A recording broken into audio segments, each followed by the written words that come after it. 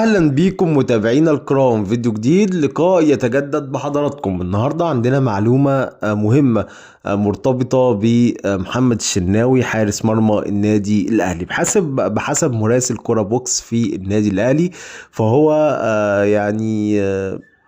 بيأكد على ان فعلا الشناوي مضى عقد لمدة موسمين مع النادي الاهلي. ده موضوع محسوم 200%، ولكن لغاية وقتنا هذا مفيش موعد للإعلان، ومفيش موعد لتفعيل العقد رسميا، لان احنا عارفين اي لعيب ممكن يوقع اي حاجة مع النادي في اي وقت، لكن المقياس هو التفعيل العقد.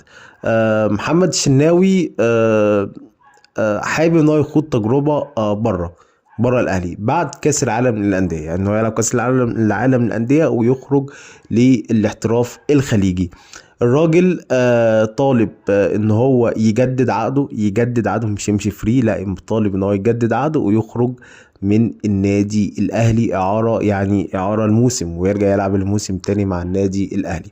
الراجل محمد الشناوي برضو اكد للاهلي ان هو ليه حريه القرار، ان الاهلي ليه حريه القرار، سواء ان هو وافق ان هو يخرج للاعاره لمده موسم او ان هو يستمر في النادي. الراجل قال ان انا ما عنديش مشكله في اي حاجه، انا تحت امر الاهلي، ولكن هو فضل، وجهة نظر الشناوي فضل ان هو يخرج لمدة موسم. فاحنا هنشوف هل الشناوي بعد كاس العالم للأندية هيستمر مع الأهلي بشكل طبيعي، ولا ممكن يجدد عقده مع الأهلي. ده الشيء الأكيد ان هو لو خرج للإعارة هيجدد عقده مع الأهلي، مش هيمشي فري، ودي نقطة مهمة جدا، لأن الشناوي شايف كاريره بعد كده مع الأهلي بعد الاعتزال، وهو طبعا بنى جدار ثقة كبير مع الإدارة، فمش مش يعني مش موضوع سهل ان هو يتنازل عنه يعني. انتهى الفيديو بتاع النهاردة، متنسوش الاشتراك في القناة، وصباحكم ومساءكم زي الفل.